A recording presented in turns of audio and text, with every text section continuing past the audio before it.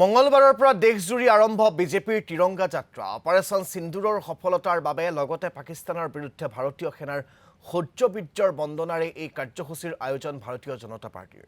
হাতে হাতে জাতীয় পতাকা লৈ এই যাত্ৰাত অংশ লয় বিজেপিৰ নেতা কৰ্মীসকলে। ভাৰত মাতা কি জয়, বন্দে মাতৰম আদিৰ লগতে ভাৰতীয় সেনাৰ নামত শ্লোগানেৰে কাৰ্যসূচী মুখৰিত কৰি তোলে বিজেপি কৰ্মীসকলে। দেশৰ বিভিন্ন ঠাইত অহা 23 মেলৈকে চলিব এই কাৰ্যসূচী। অসমৰ বিভিন্ন স্থানত বিজেপিৰ তিৰংগা যাত্ৰা ৰূপায়ণ কৰা হয়।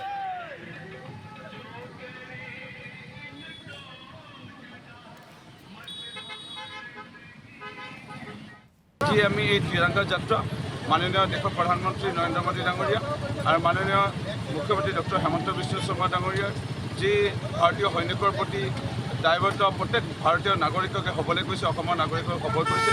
সেয়েহে আমি এই তিৰংগা যাত্ৰাৰ যোগেদি মৰিয়নি সমষ্টিসমূহ ৰাইজে আমি আমাৰ সৈনিকসকলক ক'ব বিচাৰিছোঁ, আমি তেওঁলোকৰ লগত আছোঁ, আমি ব্লাড দিবৰ কাৰণেও সাজু। আমি গোটেই ব্লাডৰ লিষ্ট বনাইছোঁ। যেতিয়া প্ৰয়োজন হয়, যদি সৈনিক হিচাপে আমি যাব লাগে তেওঁলোকৰ লগত থিয় দিম।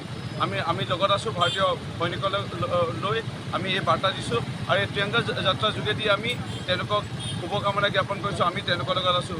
যিসকলে প্ৰাণ আহুতি দিলে তেওঁলোকৰ পৰিয়াললৈ সমবেদনা জ্ঞাপন কৰিছোঁ। ভাৰত মাতা কি জয়, ভাৰত মাতা কি জয়।